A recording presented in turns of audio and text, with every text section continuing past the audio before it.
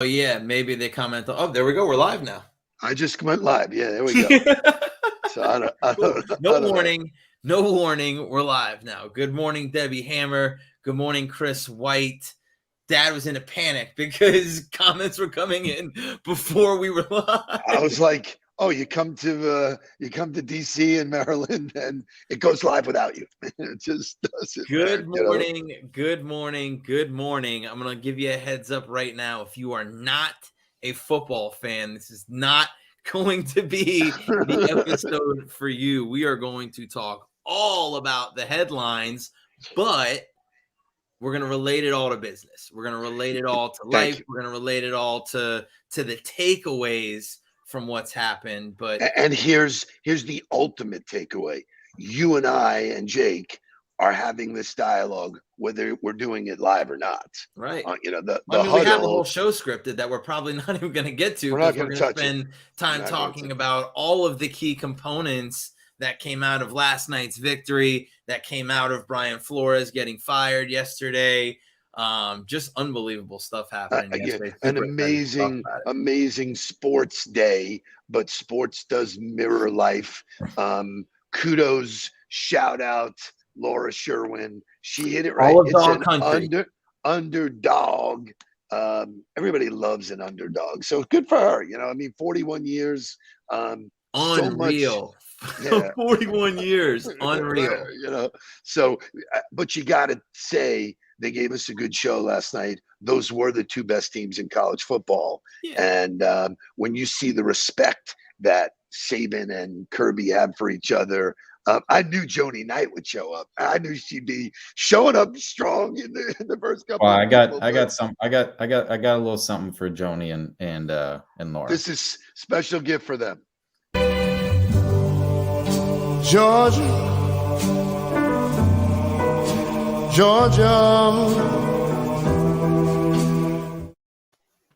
Yeah, well done, Shay. Shay likes to get creative. It was a super night. Why don't you give a shout out to the DC crew who you saw yesterday, the day you had? Then we'll get to wake up music. Then we'll get to content. So we laugh about this stuff, but it's very real and very serious. Through the power of social and LinkedIn and virtual, I last year had John Harrity, the CEO of Harrity and Harrity, like the number 2 patent law firm in the world, reach out to me, tell me, hey, I've heard your name, I followed you a little bit. We want to up our biz dev game. I am basically an engineer that became an attorney, and which equals nerd, is what he says to me in the opening dialogue. He goes, do you think you could teach us? Long story short, we did. We taught, it was probably a dozen of the people in the firm who really took it. So we went company wide, and we talked about it yesterday, but we landed in DC yesterday. And who was our Uber driver? Mr. John Harrity. So I think people are slightly confused about this. He's not an actual Uber driver. I had a bunch of people reach out to me and be like, dude, is one of your clients an actual Uber driver? And I was like, no. It was so we had fun because he was texting me and says, I need to pick you up. I want to meet you in person. And it did not disappoint. He picked us up. We went to a really cool restaurant in DC, and we just sat there kind of marveling over the fact that we are legitimately very strong friends without ever being in the same room together. There's no better validation than the work we do and the work that we will continue to do with him. And we talk career, we talk future. What a cool guy shows up in sweatpants, a cool Harrity shirt. And he says, this is my life because of you. He goes, the firm, had unbelievable growth. We are hiring people all over the world to do work with us. So it was a great day. Very, very warm. Hello, Denise from Houston. Good morning, team. And who is Denise? How'd you get here, Denise? Denise, tell us, because Denise, you have a lot of names going on there. She's on there all named Denise, Bridget, Mirtha, Bachman. Bridget, Mirtha, Bachman, Denise. Which one is it? But glad you're coming in from Houston.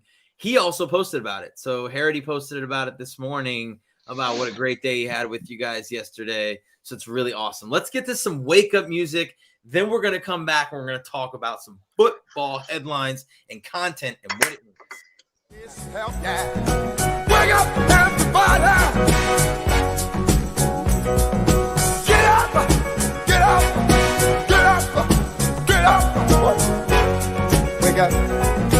Come on! Come on! Wake up, everybody! It's a new way. Maybe then they'll listen what you have to say. Wake up, everybody! No more sleeping in bed. No more about the thinking, time of thinking ahead. Come on now.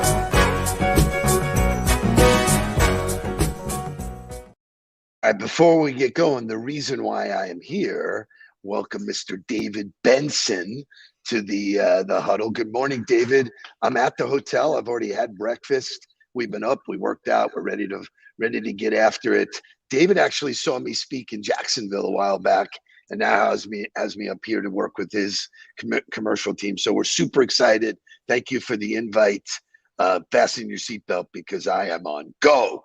I love the backdrop too. It's like a real Sports Center-ish backdrop. Yeah, With the TV in the background and the highlights going. I love it. So before we get to the national championship, because there's tons to talk about there, I want to start with the firing of Brian Flores, because the Dolphin fan base is up in arms, and even Chris White said, "I for sure don't understand the Flores firing." Oh, I do. Let me make it real simple for everybody. Okay. I talked about it in the fundamentals of what's made me successful, or RPDs, starting with relationships, right? When you look at the relationships that guy had on the staff with his players, and most importantly with the decision maker. And I really want to talk about this because this is something that I learned the hard way a few times. And I think it's important for everybody to understand as you navigate the landscape of where you're working. Those who hold the keys, whether you like them or not, continue to hold the keys. And so if you want to be successful, regardless of what your production is, you have to develop some sort of working relationship with them. That person being Chris Greer for Brian Flores, where he did not develop a working relationship. And when that guy has the decision maker's ear, you're out in the cold, buddy. It doesn't really matter what you do. So this is a classic case of the entrepreneurial spirit. You don't like the way I do it? Go do it on your own. Correct. Go do it somewhere else. Correct. This is my game. I took the risk. I built it. It's my game. So I've had situations where I was, in disagreement, not in alignment. I didn't bitch about it, didn't moan about it. I love Brian Flores for that. Class dude, had most of the locker room.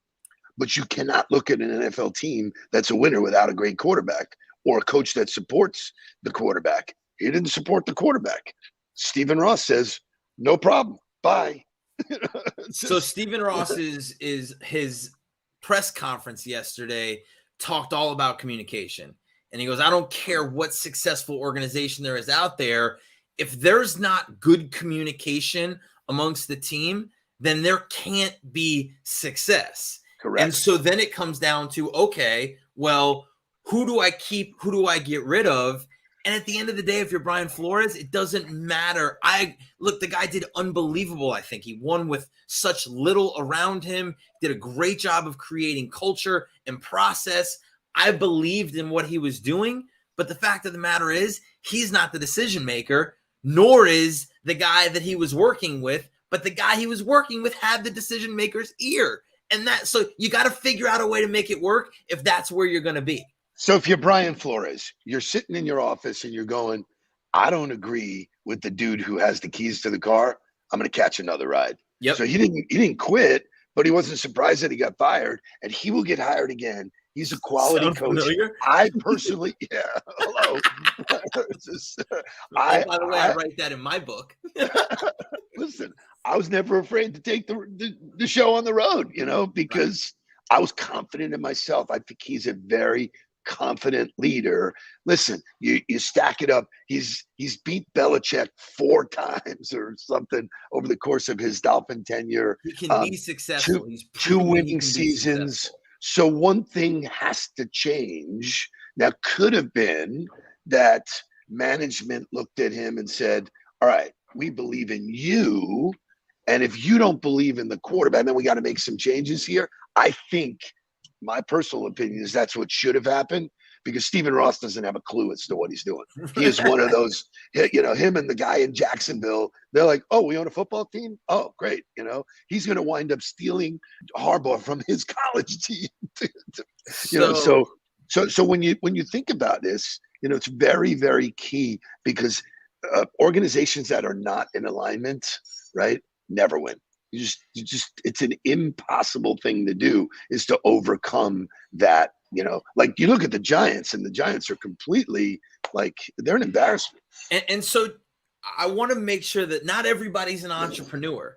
And so just because you don't align with the leadership doesn't mean you have to go be an entrepreneur, but you absolutely should be looking for another organization where you can align with the leadership, because Brian Flores will find a home that fits him better and will be successful there. There's no entrepreneurship in coaching.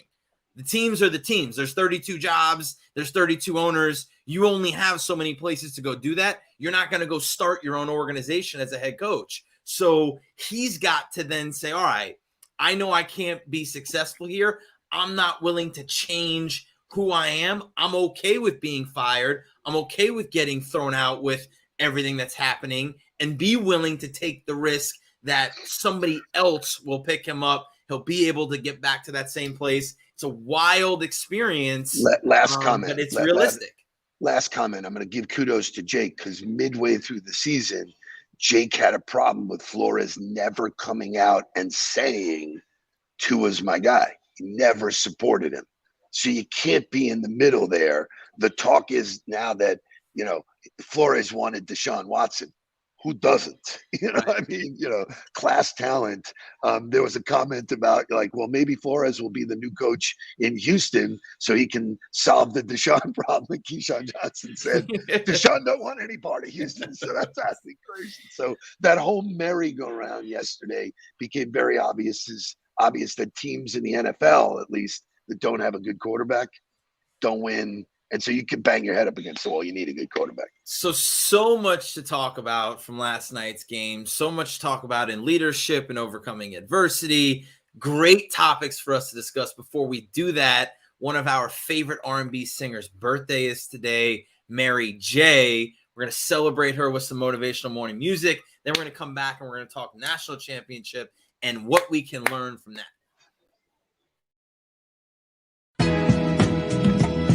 Yeah, let's take them back. 91, I stepped in this game. After what's the 411, things ain't been the same, and I can't complain. But with all this fame comes a whole lot of pain. But I'm so glad to be here, and my music's still sincere. Let's get back to the story. All of this pain and glory, and 94 was my life. My life wasn't right, so I reached out to you and told you what I've been through. Here to love it. Underdogs on top, and I'm gon' shine on me until my heart stops. Go ahead and be me. I'm a soul hip hop queen, and I ain't going nowhere, but you already know me. Here to love it. The underdogs on top, and I'm gon' shine on me until my heart stops. Go ahead and be me. I'm a soul hip hop queen, and I ain't going nowhere, but you already know me. And I came to share my world, but at that point I was just a foolish girl trying to find my way. Then I dropped the Mary album, and people would say that it's just not gonna work. And my feelings, they did hurt, but my fans showed me so much love, and I owe it all to them. Then I came with no more drama. I remember that, yeah. It was when Aaliyah died. I couldn't hardly sleep. Thought about it every day, and it made me change my way. I'm a real woman now because of all of these Here to love it. The underdogs on top, and I'm gon' shine on me until my heart stops. Go ahead and be me. I'm a soul hip hop queen, and I ain't going nowhere, but you already know me. Here to love it. The underdogs on top, and I'm gon' shine on me until my heart stops. Go ahead and be me. So, Fantastic. so first of all, You know, I talk about music being a key to an emotional shift, memories. What does that song remind you of? Let's see if you're on my page. Riding in the Range Rover. Range Rover. I don't know. It was like 2008, maybe. That was a badass Range Rover that I had. Momo wheels that you actually inherited and took to school with you. I finished the lease on it while I was in. So great story, right? Like I get hired full time at Florida State, and happens like my lease is up and your lease has another year. So we like, I'll just take the car for a year while the lease runs out. So like first day of work at Florida State, coaches pull up in like pickup trucks and SUVs, and like I pulled in a Range Rover on 22s with like black on black rims. Yeah, blacked out. Like, who's the new guy? I saw that truck in the Heat parking lot. I did business with the Heat, and I was in the parking lot, and Jay Williams drove that car. I called my guy and I go, here's a picture. I want that car. That car got delivered. So that music, here's the point of that. That music brought me right back to that, because we were playing Mary J in the car, and I think we had one of those. The words are so appropriate too. Yeah. Like, you know, Dogs the underdog on is on top. So right. Georgia was no doubt the underdog in that game. We talked about it, and I know Laura Sherwin is loving the fact that I'm eating my words now, but I would stand by it. I would never bet against Nick Saban. So there's a couple topics we're going to talk about here. One being handling change and adversity and when key players go out. Another one being overcoming poor performance and answering the bell. Another one being mentorship and being invested in the people. Where do you want to start? I want to start with, when was the last time you saw Nick Saban smile? After a loss? Well, wait. So he was smiling before the game. Yeah. So I think in his mind, he said, I can't lose here. I win. Fantastic. I lose, but my number one guy wins. My number one guy wins. That's the nature of when you get successful in life. It ain't about all of the fucking trophies that you have. It's about how many trophies do the people around you get. And so when he hugged Kirby afterwards, and I think Jake posted that exact picture, he's ear to ear. There's no regret. Listen, you can talk about it. And I give Kirby credit for this. On the field, he said, hey, listen, they were really injured. When you have your number one receiver down, and then top guys out, and then the next guy goes down, and then a DB goes down, they were playing depleted. They played guys that had never been in that spotlight before. They didn't perform well. And Kirby recognized it. He said, look, you got to overcome adversities, but today's our night. So for me, the biggest takeaway last night was watching Nick revel in the fact that his dog, which he doesn't do that with anybody else. So how do you get there? The things you can see from the outside that you can know for sure are that Kirby Smart spent 11 years with Nick Saban, spent over a decade with him, traveled from LSU to the Dolphins, which I saw Kim Koppes here and said, Nick Saban handled leaving the Dolphins poorly. Absolutely. Everybody makes mistakes. It is what it is. It doesn't take away from the fact that he's created an absolute machine at Alabama.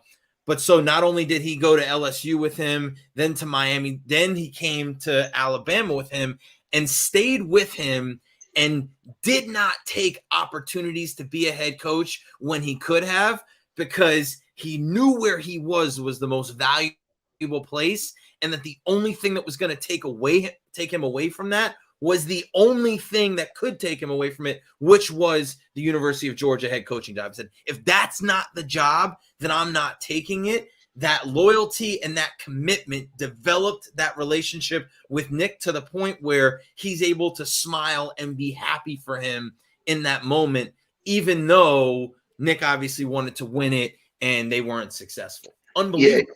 Yeah. Like you said, there's so much to unpack. That relationship, spectacular. But when Nick was leaving the field at halftime and they said, what are you going to do, man? You're like really depleted. He said, guys will have to step up. They will get the opportunity to do it. We can't predict how they'll perform, but they will learn from it. And that to me was just absolute genius, because watch out for them next year.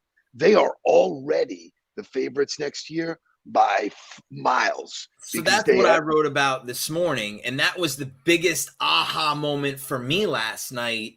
Was a lot of leaders will panic or go into micromanage mode or go into, we got to really tighten everything down and we can't do everything. I was actually watching some of the Texas A&M, voiceover of the game last night, listening to my old staff that I used to work with Jimbo and Damien. That must have been a trip. It was a time warp, dude. It was first of all, it was like being transported back to 2010 and sitting in the FSU staff room. I couldn't believe that nothing had changed. Couldn't believe that they were saying the same things and they were interacting the same way. And I was like, oh my God, I got to turn it off. Like PTSD. But even Jimbo had said like, oh, it's going to be interesting to see what they can do or what they try to do with these guys in the game. And kudos to Nick and his staff. They didn't change at all. They stayed aggressive. They gave those guys opportunities to be successful in those moments. Were they successful? No. There were drops. There were mistakes. There were guys who didn't, execute at a high level, but he wasn't worried about it. He knew that as a leader, this is going to serve us for the next 3 years. Even if we're not successful in this moment, it's not going to stop me from pushing these guys into this opportunity, making them uncomfortable and seeing what we have, because that's going to help us make decisions for the future, which is critical. I talked about this with Andy when we were at dinner Friday night. I said, what if you just pulled one of your leaders out one day? You called up your regional director, or you called up a GM of a store and you said, you got to leave today. No, you can't be there. Sudden change. We lost the leader. How would the store respond? What would people do? That if the leadership and the culture has been developed the right way, people step in. There's going to be mistakes. Correct. Good. We embrace the mistakes because then we can teach from them and learn from them, but at least we know what we have as opposed to never knowing. So I love it. Shay, give me overtime, please. And we'll go to overtime. So here's where I want to go with this. So I agree with everything you said. I think, and I say this to most CEOs that I work with, you're only as good as your bench. Yep. You got to put people on the field. Well, no matter what business you're in, if you can't overcome that, you will lose. Yep. It's just the numbers thing. That's number one. Number two is you got to focus on Stetson Bennett. Sure. And you got to talk about a guy who everybody in the world said he's not the guy. I don't care who you talk to. They were like, maybe he'll get hurt. We can put the guy we want in there. Yep. When you have no support, he had very little or no support all along. Laura Sherwin writes about it, which is true. Nobody believed in him. He believed in himself. He made a mistake last night, which was a doozy, right? Which gave Alabama the opening. He's sitting on the sideline. And I just want you to get in his head for a second. He could go, oh, I fucked up. They're right. I'm not the guy. With the violin. It could have been that. But he didn't do that. He and the staff believed that they were worth it. And in 3 plays, won that game. That was the absolute tipping point of that game when they got punched in the mouth. They went down. And listen, I don't care what walk of life you're in. You are going to get punched. Yep. It is not all sunshine and rainbows. It's the ones who get up. And, Jake said it in here, when he said, I wasn't going to be the reason they lose. That's individual. If you get all of the people thinking like that, it's hard to beat those kind of guys, man. 1,000%. So that goes back to culture. That goes back to the way they train. That goes back to what Kirby's developed. But Jake makes a great point as well. Like, the coordinator was willing to be aggressive that next drive after he made a mistake. He didn't tuck his tail and go, oh, we got to protect here. We got to let's try to build some confidence back. Stayed aggressive, but it's all about belief. Right. And that belief 1,000% comes from the inputs that you put into your brain. Who are you listening to? Why are you listening to it? How are you developing that confidence in yourself to answer the bell, to just say, it's okay. I'm going to come back anyway. That's that underdog mentality. But it's great to see Georgia come out on top. Super fun game to watch. Great lessons learned last night. Really just fantastic. So congrats to Dog Nation. Congrats to Stetson Bennett. Congrats to everybody out there. Super fun to see. Last thing, it's a football comment, but you got to make it. You know, they have this system where hopefully it puts the two best teams together. I believe the two best teams were there.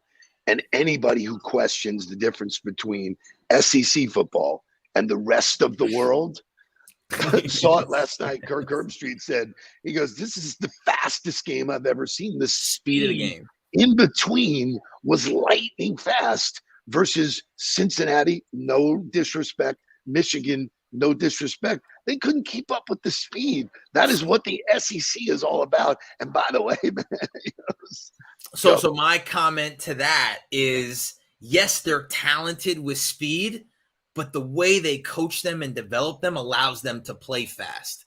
You got to believe that there's other teams in the country that have speed, but are they developing them the way that Alabama and Georgia are, allowing them to play fast? Shout out to Coach Wanstadt, who always talks about clear mind, fast feet. Those guys had clear minds last night. They knew what the mission was. They knew how to accomplish the mission, and they all played very fast.